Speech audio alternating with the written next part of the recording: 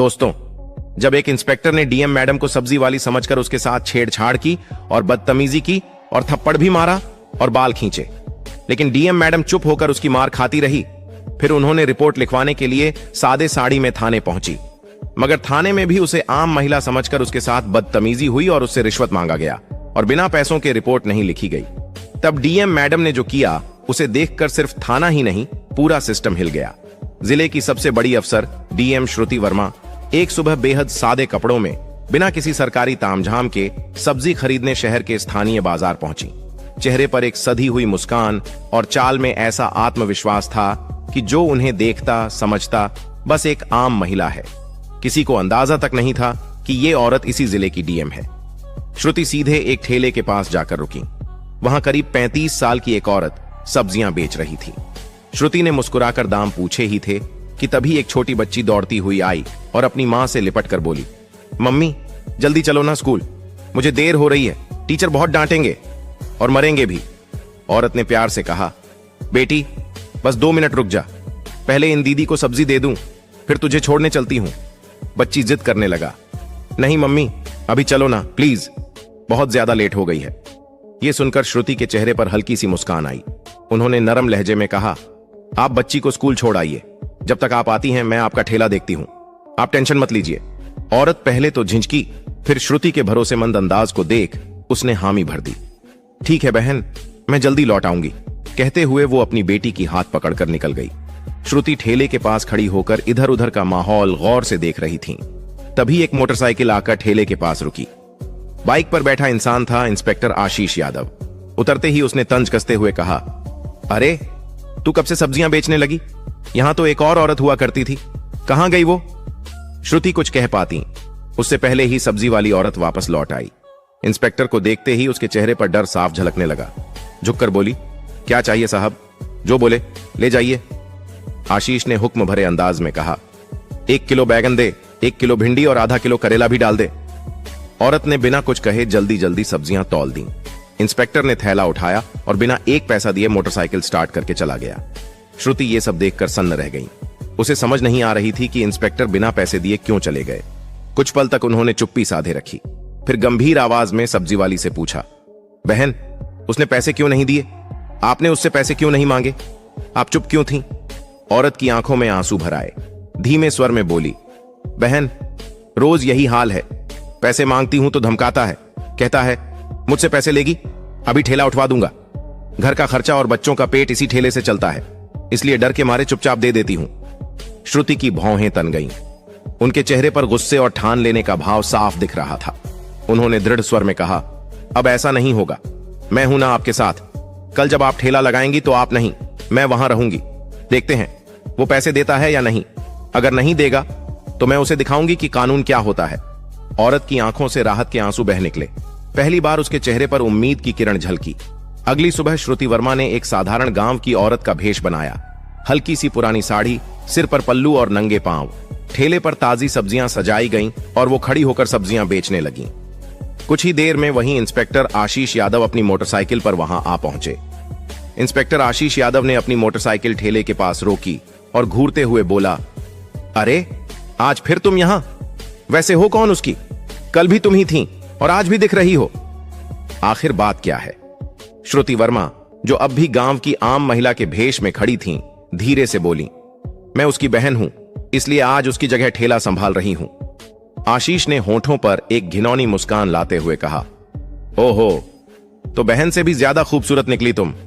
आज तो और भी प्यारी लग रही हो। उसने बेहुदा नजरों से ऊपर से नीचे तक देखा और बोला, खैर छोड़ो ये सब, आधा किलो टमाटर दे दो और साथ में धनिया और मिर्च भी डाल देना, और हां 1 किलो आलू भी देना। श्रुति ने बिना कोई प्रतिक्रिया दिए सब्जियां तौली और चुपचाप उसके हाथ में थमा दी। जैसे ही आशीष सब्जियां लेकर पलटा और बाइक स्टार्ट करने लगा, श्रुति ने तेज और सख्त आवाज में कहा, रुकिए, आपने अभी तक सब्जियों के पैसे नहीं दिए, सब्जियों के पैसे दीजिए, ऐसे नहीं चलेगा। आशीष ने झुंझलाकर कहा, कौन से पैसे? मैं तो रोज फ्री में लेता हूं, अपनी बहन से पूछ लेना, वो तो कुछ नहीं बोलती, और तुम ज्यादा जुबान मत चलाना मेरे सामने। वो फिर से जाने लगा। तभी श्रुति ने दृढ़ स्वर में कहा, आप मेरी बहन से चाहे जैसे लेते हो, लेकिन मुझसे नहीं, सब्जियों के पैसे देने होंगे। हमें भी पैसे खर्च करके ही ये सब्जियां लानी पड़ती हैं। अगर हम एक दिन सब्जी न बेचें तो हमारे घर का चूल्हा नहीं जलता। आप जैसे लोग फ्री में सब्जी ले जाकर हमारे पेट पर लात मारते हैं। इतना सुनना था कि आशीष का घमंड भड़क उठा।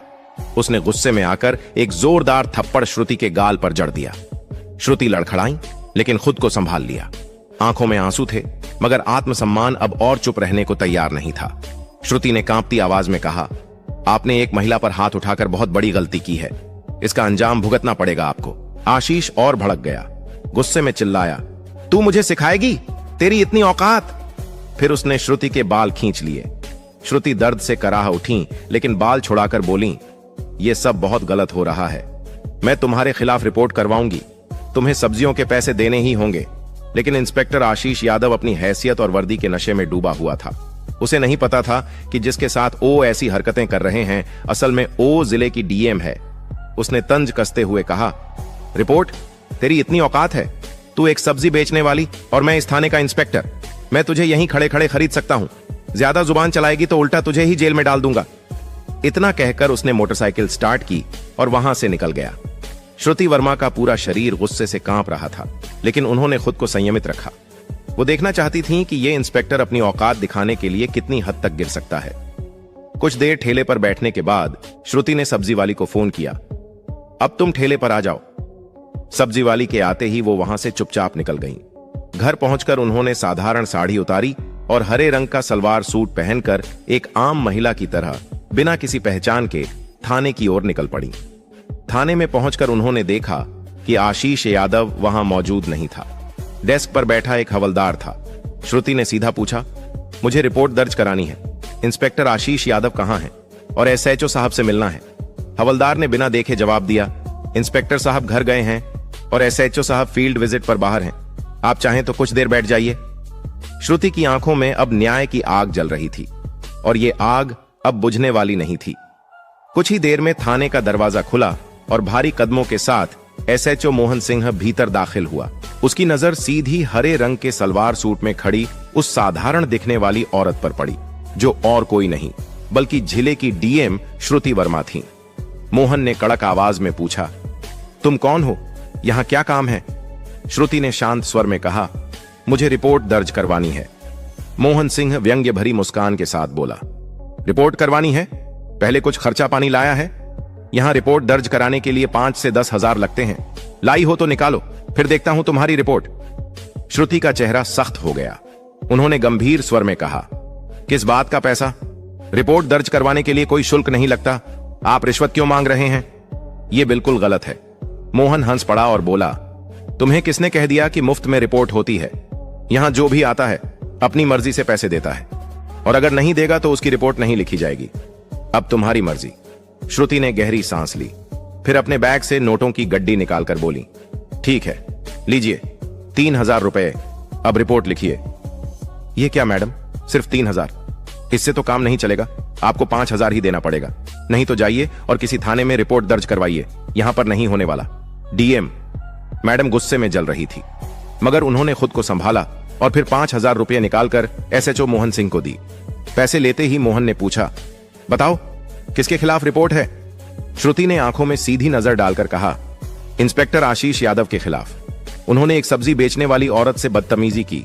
रोज उसके ठेले से बिना पैसे के सब्जियां उठाते हैं, और जब मैंने विरोध किया तो मुझ पर हाथ उठाया। मैं चाहती हूं इस पर सख्त कानूनी कार्रवाई हो। मोहन सिंह का चेहरा एकदम उतर गया। उसके चेहरे पर घबराहट साफ झलकने लगी। उसने हकलाते हुए कहा, वो हमारे थाने के सीनियर इंस्पेक्टर हैं, और वैसे भी अगर कोई फ्री में सामान दे दे तो उसमें क्या गलत है? हम पुलिस वाले हैं, थोड़ा बहुत चलता है। श्रुति की नजरें अब और भी तेज हो गईं। श्रुति वर्मा अब सब समझ चुकी थी। यह सिस्टम अंदर से पूरी तरह सड़ चुका था। ये लोग वर्दी नहीं पहनते, बल्कि गरीबों की मजबूरी का सौदा करते हैं। उन्होंने उस वक्त कुछ नहीं कहा, बस चुपचाप थाने से निकल गईं। मगर उनकी आंखों में अब एक ऐसी आग जल चुकी थी जो बुझने वाली नहीं थी। अगली सुबह डीएम श्रुति वर्मा अपनी सामान्य लेकिन सजीली साड़ी पहनकर सरकारी गाड़ी से सीधे उसी थाने में पहुंची। उनके साथ उनके गार्ड्स भी थे। थाने के गेट पर उन्हें देखकर पूरा स्टाफ हक्का बक्का रह गया। अंदर घुसते ही उन्होंने देखा इंस्पेक्टर आशीष यादव और एसएचओ मोहन दोनों मौजूद थे। दोनों के चेहरों से हवाइयां उड़ गईं जब उन्होंने सामने उसी औरत को देखा जिसे उन्होंने कल अपमानित किया था। लेकिन आज वो कोई साधारण औरत नहीं थी, बल्कि पूरे जिले की डीएम थी।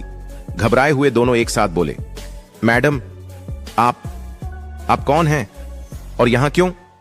श्रुति की आंखों में अब एक अधिकारी का तेज और गरिमा झलक रही थी। उन्होंने गंभीर स्वर में कहा, नजर नहीं आ रहा? मैं हूं इस जिले की डीएम श्रुति वर्मा, और अब मैं जान चुकी हूं कि इस थाने में किस तरह गरीबों को धमकाया जाता है, उनसे पैसे ऐंठे जाते हैं और कानून के नाम पर अत्याचार किया जाता है। दोनों के पैरों तले जमीन खिसक गई। घबराहट से उनकी आवाज कांपने लगी। मैडम, ये क्या कह रही हैं आप? अगर आप सच में डीएम हैं तो कोई आईडी दिखाइए। श्रुति ने बिना कुछ कहे अपने बैग से सरकारी पहचान पत्र निकाला और मोहन के सामने रख दिया। आईडी देखते ही मोहन के हाथ कांपने लगे। उसके चेहरे से सारा रंग उड़ गया। तुरंत हाथ जोड़ते हुए नीचे झुक गया। माफ कर दीजिए मैडम, मुझे नहीं पता था कि आप डीएम मैडम हैं। मुझसे बहुत बड़ी गलती हो गई। पीछे खड़ा आशीष यादव भी अब तक घबराया हुआ था। उसने भी हाथ जोड़ते हुए कहा, मैडम जी, माफ कर दीजिए। जो हुआ गलती में हुआ, आगे से ऐसा कभी नहीं होगा। दोनों अधिकारी शर्म से सिर झुकाए खड़े थे, लेकिन डीएम श्रुति वर्मा की आवाज में अब कोई नरमी नहीं थी। उन्होंने कठोर स्वर में कहा, अगर मैं तुम्हें माफ कर दूंगी तो तुम फिर वही हरकतें करोगे, फिर किसी गरीब को कुचलोगे, फिर किसी मासूम की आवाज दबाओगे। आज जो तुमने किया है वो कोई अधिकारी नहीं बल्कि अपराधी करता है। वर्दी पहनकर तुमने अपने फर्ज को नहीं बल्कि अपने लालच और घमंड को निभाया है। फिर उन्होंने स्टाफ की ओर मुड़कर सख्त आदेश दिया, आज से ये दोनों निलंबित हैं। तत्काल प्रभाव से इन्हें हटाया जाए और विभागीय जांच शुरू की जाए। इस जिले में गरीबों का अपमान अब और बर्दाश्त नहीं होगा। वर्दी की आड़ में अब कोई लूटपाट नहीं चलेगी। पूरा थाना सन्नाटे में डूब गया। किसी की हिम्मत नहीं हुई कुछ बोलने की। डीएम श्रुति वर्मा ने एक बार फिर साबित कर दिया था कि सरकारी पद सिर्फ ताकत का नहीं, जिम्मेदारी का प्रतीक है, और इस जिम्मेदारी का पालन वो हर हाल में करवाएंगी। श्रुति वर्मा की आवाज में अब लोहे सी कठोरता थी। इतना कहकर वो आगे बढ़ने लगी, लेकिन तभी इंस्पेक्टर आशीष यादव और एसएचओ मोहन दोनों उनके पैरों में गिर पड़े। उनकी आंखों में गहरा पश्चाताप और चेहरों पर शर्म साफ झलक रही थी। मैडम, आप बिल्कुल सही कह रही हैं। हम सच में माफी के लायक नहीं, मोहन बोला, लेकिन हमें एक आखिरी मौका दीजिए। हम सच में बदल जाएंगे। आज के बाद किसी गरीब को नहीं सताएंगे, किसी से फालतू पैसे नहीं लेंगे और हर फरियादी की इज्जत करेंगे।